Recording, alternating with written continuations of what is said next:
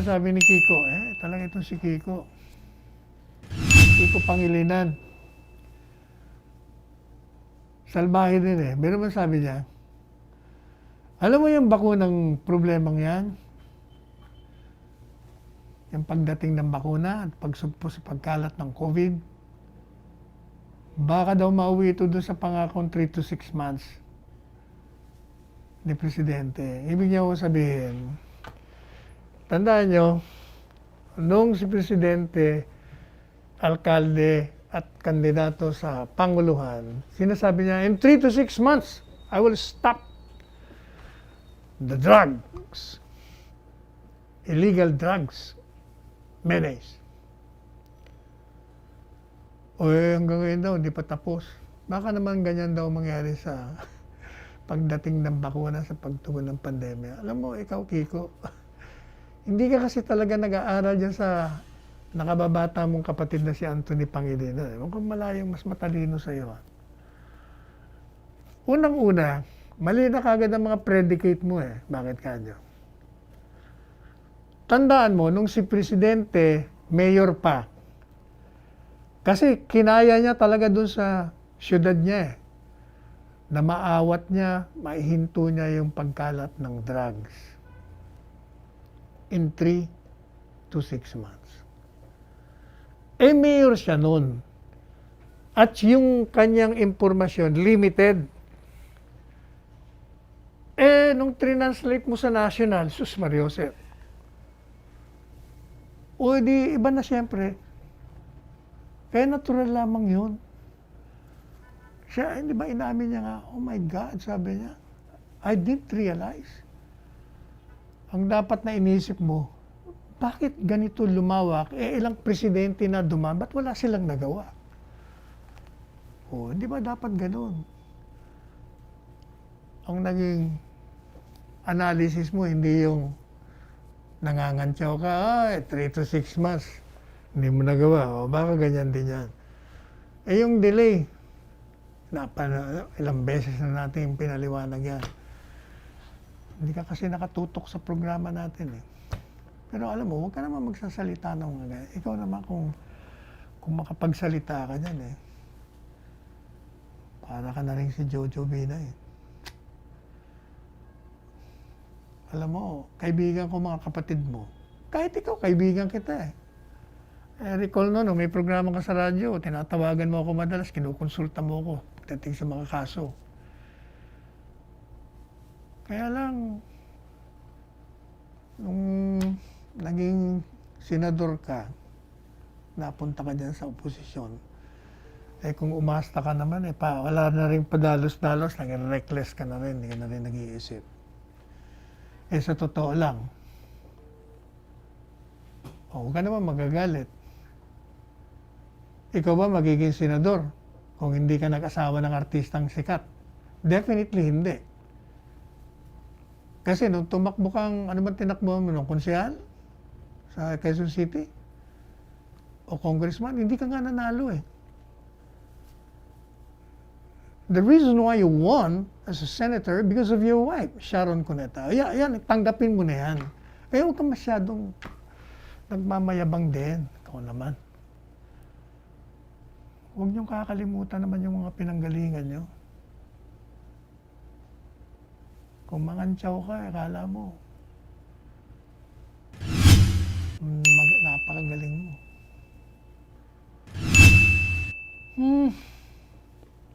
Ewan ko ba? Mabuti pa itong si Senator Soto, nag-iisip. Matalino. Manang-mana sa lolo niya. Sabi niya, beyond our control yung delay ng pagdating ng COVID-19. Wala naman tayong choice. Kasi, itong pharmaceutical, biglang umatras hanggat hindi tayo nagbibigay ng indemnification. Look, kasalanan ba natin yun? Actually, may kasalanan talaga niya. Yung kontrobersyang Dengbaksya. Yun talaga ang katotohanan dyan eh.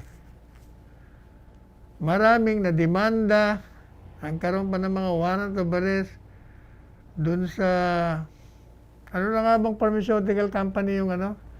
Yung sa Dengbaksya, Sanofi. Natakot talaga. Yung Pfizer, nung nakarating sa kanila, naku, hindi kasya sa kanila yung, hindi, kami bahala, magpirmahan tayo dito. Hindi, iba na yung batas. Baka malusutan nyo kami. Can you imagine kung mayroong adverse effect?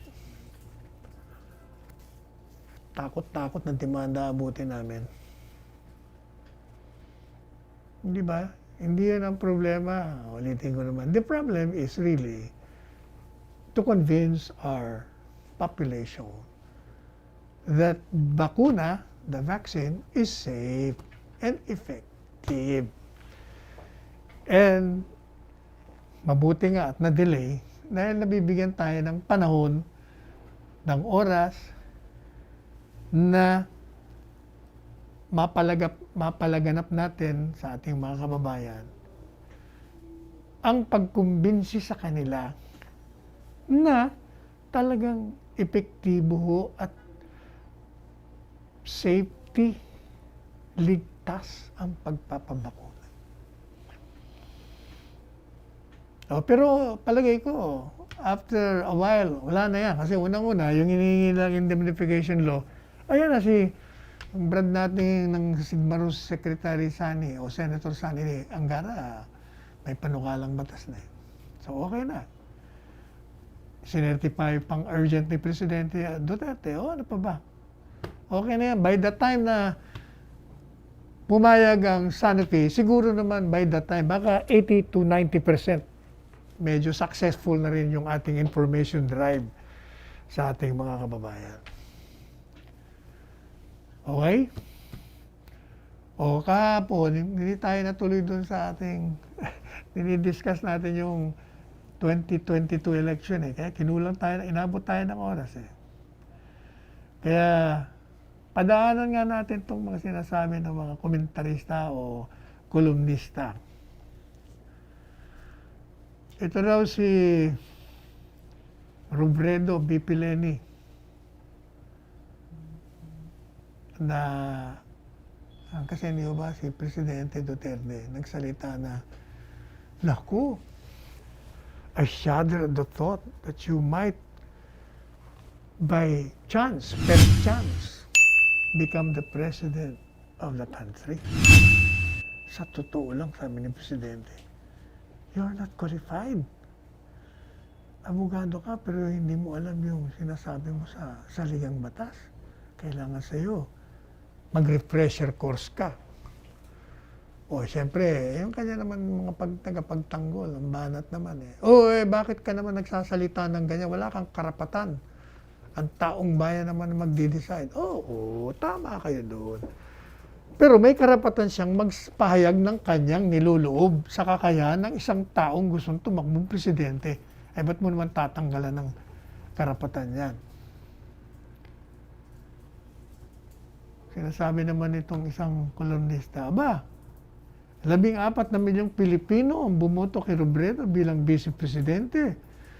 Tinalo niya ang isang malakas na pangalan. Galing dyan sa North.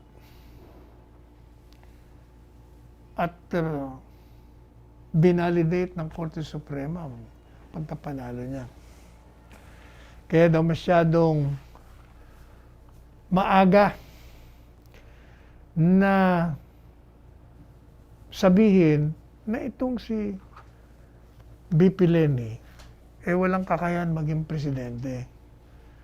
Maaari daw na tahimik siya at kung titingnan mo mukhang mabait. Parang hindi naman siya invincible.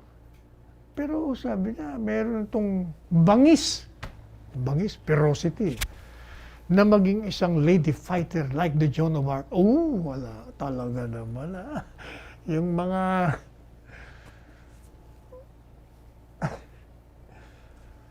pag natatawa na lang ako sa iyo. Sabi niya, to test her, why not elect her president? Sus Maria Josep. Napaubo tuloy tayo eh. Biro mo, para masubukan natin ang kakayahan yan buboto mo ng presidente. Mali. Mali.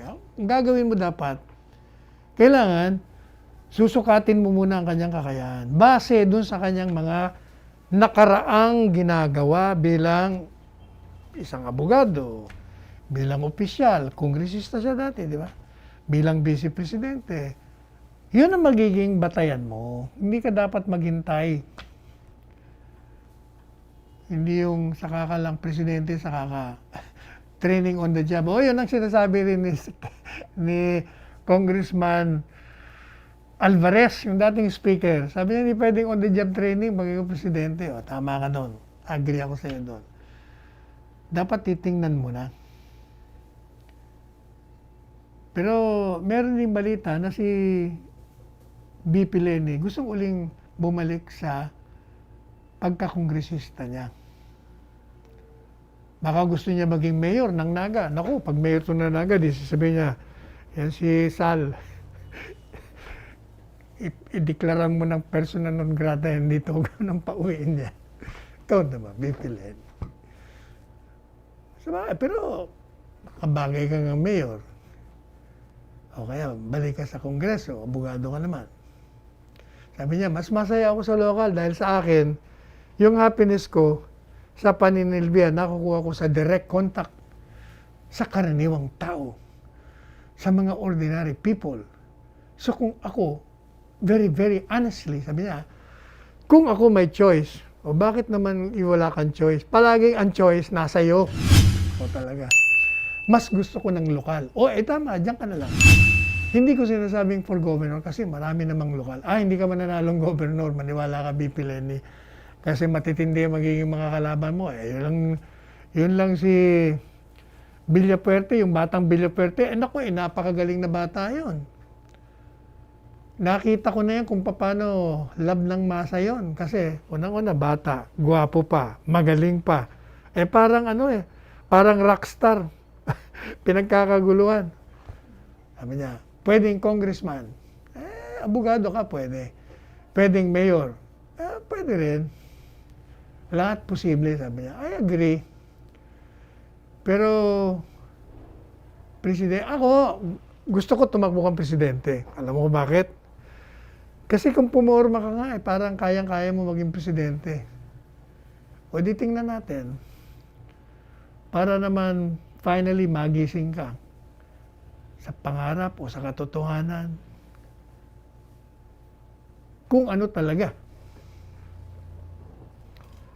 Ngayon sinasabing wala kang choice, meron tayong choice. Sabi niya, yung mga kakampi, at least naghihikayat sa akin magpresidente. O edi kakampi mo pala ako kasi hinihikayat kitang tumakbong presidente. So parating iyong pa rin, iyong default. Ang gusto kong sabihin, siguro magdi-decide lang ako maglokal kapag sigurado na hindi ako kakandidato sa national. Ang problema doon sa survey nga, BP Leni, panglima ka nga. Panglima ka lang eh. Tinalo ka pa nila Isko Moreno. Balita ko, gusto rin tumakbo ni Mayor Isko. At kung maniniwala ako doon sa bumulong sa akin, si Mayor Isko daw tatakbong presidente at itong si Grace po, Vice President. Well, it's a free country. Ganyan talaga. Pero ako na po magsasabi sa inyo, hindi naman I'm discouraging you to run for president. If Sara runs for president and the president runs for vice president, it's a foregone conclusion. They will win landslide. Maniwala po kayo sa akin. Nung pinoprophesy ko yan 8 years before it happened, itong si Presidente Duterte, sinabi ko, kung landslide ka, 8 years before the campaign niya na. Naku, asar na asar sa akin. Pero nung mangyari, sabi niya, para kang si Nostradamus. O nga, kung Nostradamus akong totoo, pero hindi totoo yun. Talagang tinitingnan ko kasi yung political landscape. Talagang there's nobody in the horizon that can capture the kind of president that is required to succeed this President Duterte, maliban dun sa mayor ng Davao. Yun ang nakikita ko. Let's drink hot water. Init. Ito pong si Ernesto Maceda Jr. Dati itong presidente ng ng PUP. Saka isa pang university. Naging din pa ng College of Law. Anak ni Ernie Maceda, magaling to. Sa column niya nadaanan natin ng saro, nagulat ako. Meron siyang mga sinama niya tayo sa kanya mga komentaryo Unang-una sabi niya, kaugnay dito sa pagrehistro, by the way, kayong mga millennials, yung 18 years old and above, kailangan magparehistro kayo, maniwala kayo ang magdidesisyon kung sino ang susunod na presidente rito. Ang dami nyo Ilang milyon ba kayo? Apart from ilang milyon ba na ating mga bata? Siguro baka meron kayong 10 milyon, tapos meron pa kayong 5 milyon. Marami kayo Sa totoo lang, kayo ang pinakamaraming botante. Kaya magparehistro kayo. Sabi ni kolumnista, ngayon kolumnista po ito ng saan ba siya? Inquirer?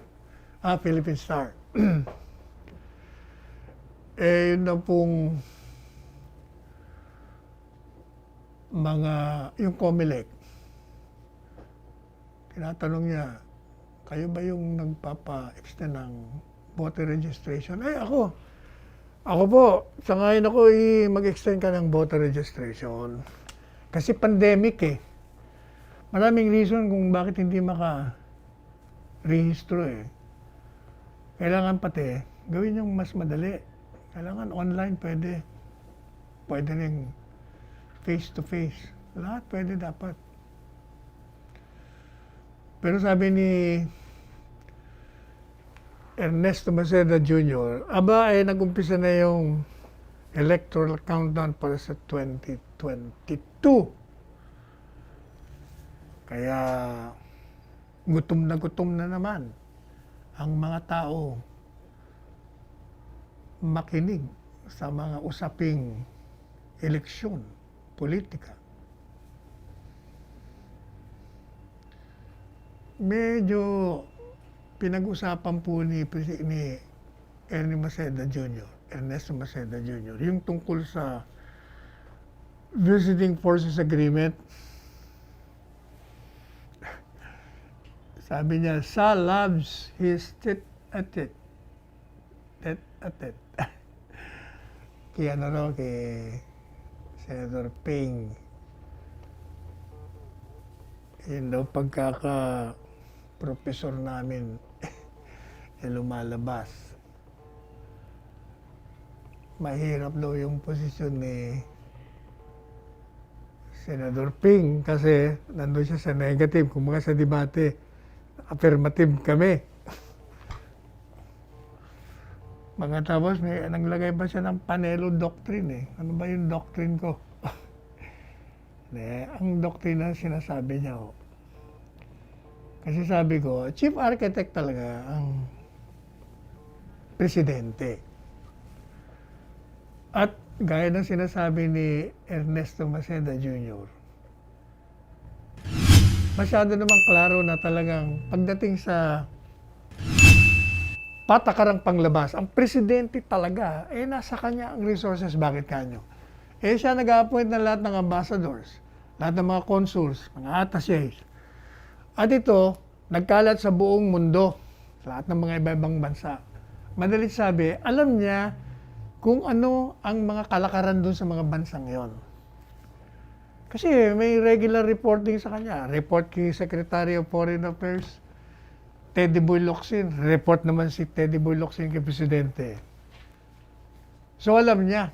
Kaya nga chief architect ang senador, wala naman silang alam doon. Kaya talagang dapat hahayaan natin ang Presidente muna na dumiskarte sa kanyang mga negotiation. At tayo, suportahan muna natin siya. Saka na, pag meron siyang papasukang tratado o treaty, international agreement, at sinasabi naman ng saligang batas na para maging epektibo yan, mapatupad mo yan, kailangan merong concurrence o pagsang-ayon ang Senado. That's the time, yun ang sinasabi kong panahon na nyo na kumontra kayo kung ayaw nyo. Hindi yung before. Hindi pa pwedeng before o kaya during. Kasi masisira. O kahit na ilagay nyo yung mga sarili nyo, yun din ang magiging patakaran ninyo. Hindi po ba?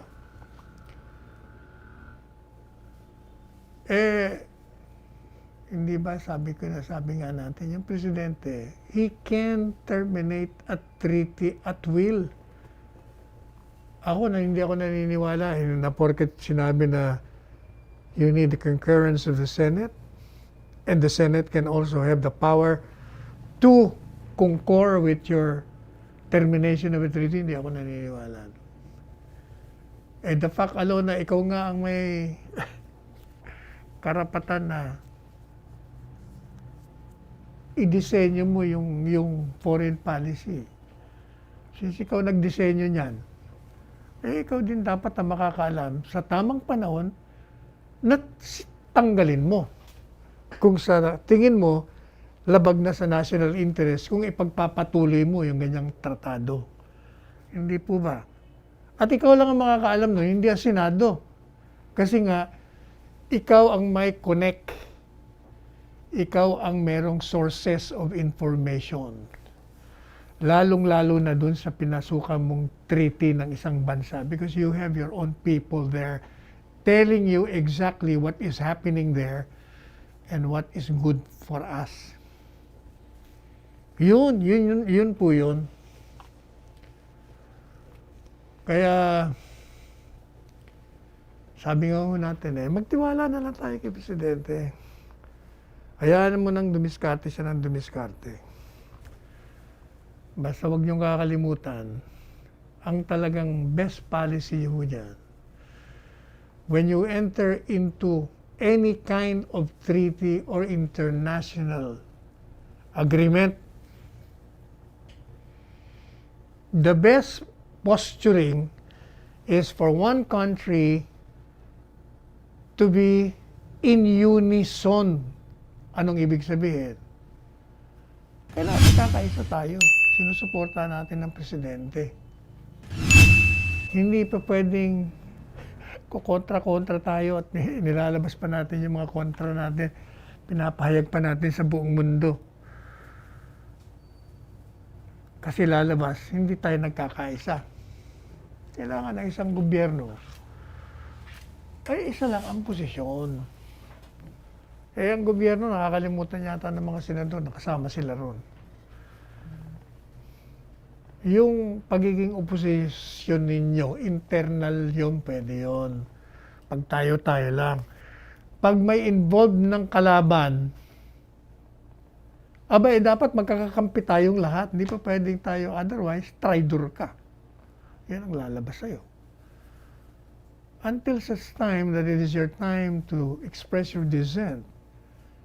Pero the constitutional directive, doon mo ilabas. Not before. Ito namang isang kolumnista rin sa Philippine Star. Meron naman siyang mga suggestions. Pag kayo daw ay kandidato, whether sa panguluhan, pangalawang panguluhan, senador, kongresista, kailangan daw paligiran nyo ang inyong mga sarili ng mga taong gusto sa inyo. At kailangan daw, alam nyo yung mga issue. Pangatlo, kailangan daw, you should always practice proper hygiene and grooming. Kailangan daw naman mukhang makisig kayo. At palagi kayong mabango para hindi kayo turn off. Pagkatapos, kailangan daw alam niyo yung geography nyo. Alam niyo kung nasaan ang Mayon Volcano sa Camarines Sur. Kung nasaan ang Rice Terraces sa Pugao. Kumbaga, huwag kayong pamali-mali. Pagkatapos daw, yung panglima, ito medyo questionable ito. The candidate should eat or drink whatever is being offered to her. Paano naman kung lason yung pinihinom sa'yo? Ba't mo naman iinumin? Yan ang problema. Pero, madali lang ho yan. Unang-una, yun namang mag-aalok sa inyo. Sigurado fun ninyo yun. Kaya, pag pinainom kayo, inumin nyo. Pag kandidata kayo, pinakain kayo. Ang problema daw, paano daw kung pinapakain kayo, nakikita mo may mga langaw sa ibabaw? Kakainin mo raw ba yun? Ewan ko kung siya rin yung nagsabi na, hindi, ang gawin mo, kung halimbawa, binibigyan ka ng cake, nung binigay sa'yo ngayon, kahit na, whatever, ulam. Tapos may nakita mo, dinapuan ng mga langaw. Ang gawin mo daw, yung fingers mo, ipasok mo sa loob. Kunin mo yung nasa gitna. Para hindi nalangawan nga naman. O kaya, yung may kutsara ka, di kunin mo yung ilalim, yung gitna. Di ba? Yan naman ang kanyang mga suggestion. Yung nga pala si Teddy Boy Locsin. Alam niyo, kasama ito sa sa nabanggit. Actually, si Secretary Teddy Boy Locsin na nagkumpirma na may mga binanggit si Presidente na mga miyembro ng kabinete na napupusuan niyang patakbuhin sa Senado. Kasi yung mga binanggit niya, pag tinatanong mo, puro no comment. Pero si Secretary Teddy Boy Locsin, nagbigay siya ng pahayag sa kanyang Twitter. Sabi niya, tinanggihan niya na si Presidente Duterte na siya'y tumakbo sa senador. Sabi niya, he prefers to walk away from power after serving the Duterte government. Mas gusto niya raw na umalis na lamang sa kapangyarihan matapos siyang makapagsilbi sa administrasyong Duterte. Tapos sabi niya, ito yung pagkumpirma niya, friends in the cabinet are running for the Senate. Those I deeply admire.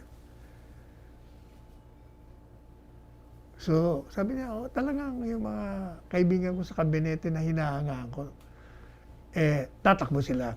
Pero ako, I respectfully declined. Sabi niya, malaking karangalan na sa akin na ako'y umalis sa kapangyarihan at magkasama kaming aalis sa June 2022. No greater honor. Wala nang hihigit na karangalan. Sabi niya, maliban sa umalis ka sa isang kapangyarihan na merong ganyang uring presidente na at tapos na ang termino.